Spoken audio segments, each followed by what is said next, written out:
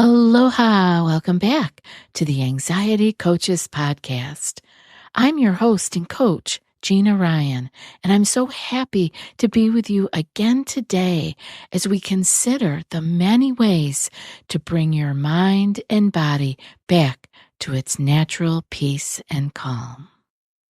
In today's episode, I'm talking about floating through change and how we can do this with gratitude and growth in uncertain times. And what I want to do is share a wonderful email that I received from one of our group members during the Thanksgiving holiday. A, as I will call her today, is a group member who is dearly missed when she is not on the group Zoom calls. Thank you for letting me share your success and insights with the listening community, A. Now, her email says the following. In this season of Thanksgiving, I wanted to reach out to my dear friends in the online group. I am doing well. It is a blessing to hear about Kay's great leap forward, achieved with well-planned baby steps. We needn't get into politics, but the last time Mr. T was our president-elect, I was gut-punched with anxiety. This time, I have my tools, and I am floating along. I have figured out my part in protecting public health, and I am waiting to see what actually happens. I am holding kindness in my heart for those who voted differently from me, remembering they are Americans just like me. This seems to be hard for some folks. This mental wellness is a testament to all the help I received from the group. I am still working late on Thursdays, but I think of you all fondly. Much love, A. Thank you so much. And you know I appreciate that you gave me permission to use your lovely email to share with the wider audience. You know, in this season of Thanksgiving, and now we're moving into the Christmas holiday season and all of the other religious holidays that come along in December. And we will be getting darker before we start getting brighter again. It's an interesting time, this December time every year. And as we move into this busy holiday season, I want to share some reflections inspired by this touching note from our dear group member.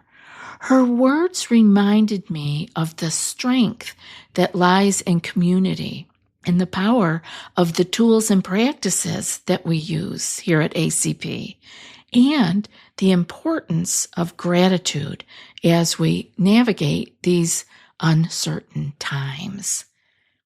She wrote about a personal transformation, how in the past, moments of political uncertainty or distress left her gut punched with anxiety, but now she is, quote, floating along. She's equipped with tools and a mindset that allows her to hold steady, to be on an even keel. This is such a powerful testament to the work we all strive for in managing and living with stress and anxiety. It's not about eliminating uncertainty, but learning to move through it with grace. We can do it with more ease.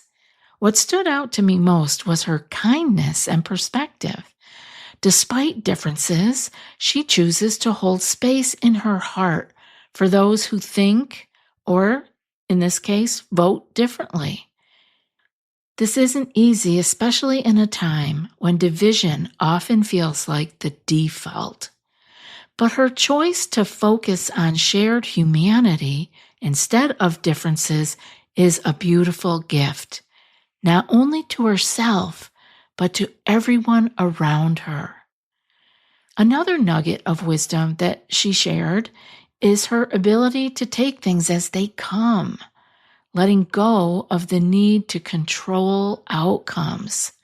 She mentioned, I have figured my part in protecting public health, and I am waiting to see what actually happens. Wow, how freeing is it to trust that we can all do our part and then step back and let life unfold. It's a reminder of our circle of influence that we often talk about here, focusing on what we can control and releasing or letting go of what we cannot. So as we reflect on this season of gratitude and hope, let's consider the ways that we can all embrace this mindset. First off, we can practice gratitude. I know we talk about it a lot. We just came through Thanksgiving. Gratitude becomes like the word of the moment, and it's overused at times. But I want you to look at where you are today and compare that to where you've been.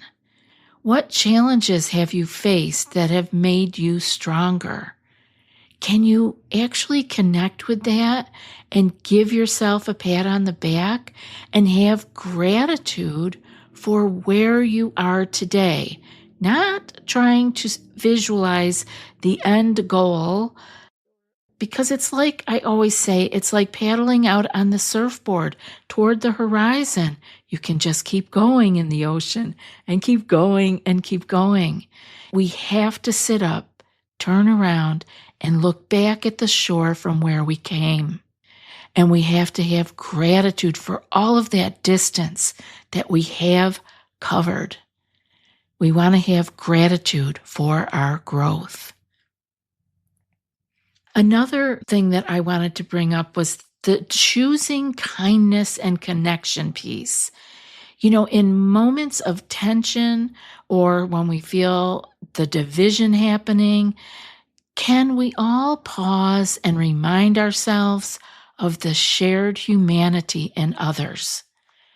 I just love how A brought this up, that in this particular case, it was about voting and seeing that, but everyone, even though they may have done something different than her, they are all Americans. And so she could find that common thread, that shared humanity, and can go with that versus trying to divide and separate.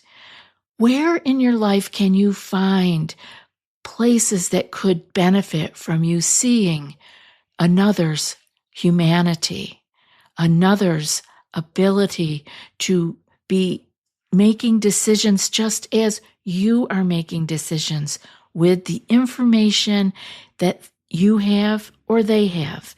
And we all do that. We carry a lot into all of our decisions. And we cannot know why another person chooses what they choose. But we can know that we are all humans and we share that. We share that in common. And if we can get down and look at that, you can feel yourself becoming more kind with that connection. Next up would be letting go of control. Now, we talk about letting go here all the time, right? It's very important. But what can you release today to lighten your emotional load and allow yourself to, quote, float along? Think about the things that you can release, things you can let go of, that would give you the ability to float along because your load was that much lighter.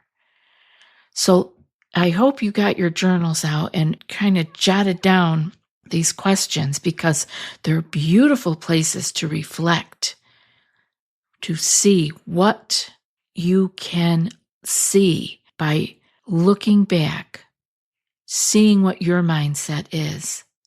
What challenges have you faced that made you stronger? In moments of tension, can you pause and remind yourself of the shared humanity in others? And what can you release today to lighten your emotional load and allow yourself to float along? See if you can spend some time with those questions. I also wanted to share some reflections that were inspired by A's touching note. Her words reminded me of the strength that lies in community and the power of tools that we talk about in practices and the importance of gratitude as we navigate uncertain times. And there will always be uncertain times or uncertainties in your life. You will have moments of delight and joy and calmness and certainty, and you will also have the flip side of all of those things. That is what it is to be human on this planet. So let's look at practicing gratitude for growth, because it's easy to overlook our progress. Like I said, when we're caught up in daily challenges, we don't take time to look back at the shore where we came from. But taking time to reflect on growth can foster a sense of accomplishment and gratitude. You can do things like having a daily reflection. At the end of the day, I'm going to say it, get your journal out and write down one way you handled something better than you might have in the past. Maybe you paused before you reacted, communicated more clearly, or simply got through a tough moment without a large reaction. And you can celebrate your small wins. This is super important. Growth often happens in baby steps. Make it a habit to acknowledge these victories, no matter how small they seem. Did you set a boundary? Did you speak kindly to yourself? Notice these small baby steps and small wins. This is something that our group is so good at. You can come into our private Facebook group and just write out your successes. You can actually talk about your victories. I mean, there's not a lot of places in the world you can do that. And you will get people loving you up for it, for acknowledging you. And you will also be inspiring others. Okay, let's move on to review your journey. I want you to set aside some time each month to journal about where you were a year ago. This is sitting up on the surfboard and turning around and looking at the shore. Where are you now? Where were you a year ago? What challenges did you overcome? What new tools or habits have you developed? Revisiting your progress can be a powerful motivator. Now let's talk a little bit about choosing kindness and connection. I know it sounds fluffy, but it's not. It's healthy. Because in a world that is marked by division, choosing kindness is an intentional act that can strengthen all your relationships and ease your anxiety. You can do this in a number of different ways. I have 3 of them for you. You can first off pause before you make a judgment. When you're faced with someone who disagrees with you, take a deep breath and remind yourself they are going through what they are going through and doing their best with what they know. This simple pause can shift your perspective. Number 2, engage in active listening. When you're in a conversation, focus on truly understanding the other person's point of view rather than planning your response. This fosters empathy and connection.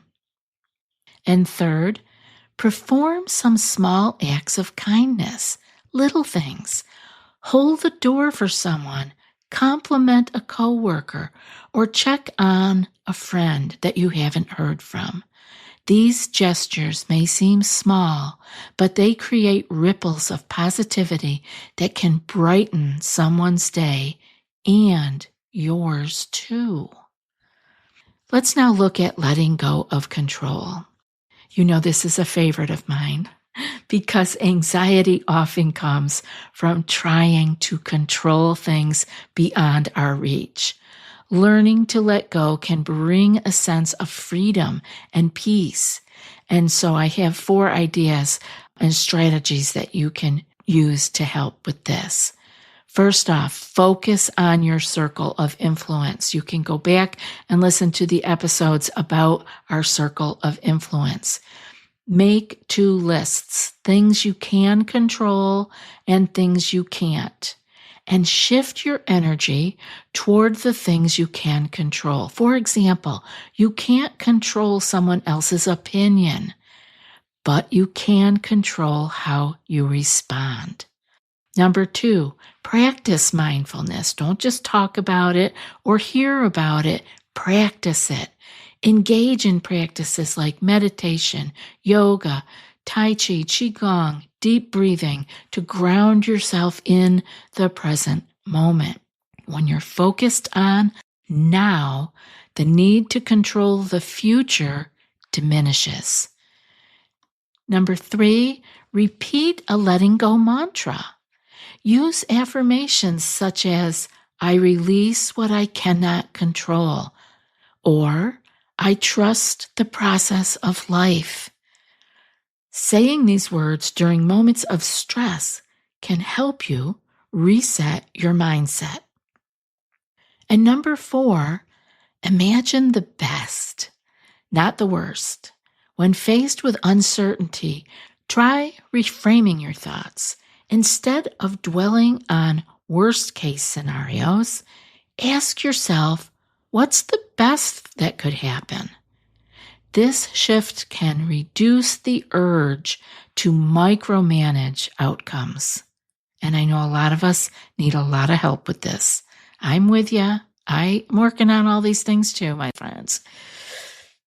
I'm so grateful to our member A for reminding us of the quiet victories that come from consistent, intentional work on ourselves. Her journey is a beacon of hope and a reminder that we can all navigate life's uncertainties with more peace and resilience with the right tools, support, and perspective. And to the whole listening family, I am deeply thankful for you. Your presence, your stories, your growth inspire me daily. Let's continue to walk this path together, supporting each other as we learn to float through the waves of life. And if you know someone who is struggling and could use a little help by hearing these episodes, please feel free to forward it to them. And I hope that today's show was helpful for you. And I look forward to your emails with your questions, insights, and successes. anxietycoachespodcast@gmail.com. And now for today's quote. Surrender to what is. Let go of what was. Have faith in what will be. And that's from Sonia Ricotti. I'll be back in a few more days with another podcast. Until then, be well and aloha.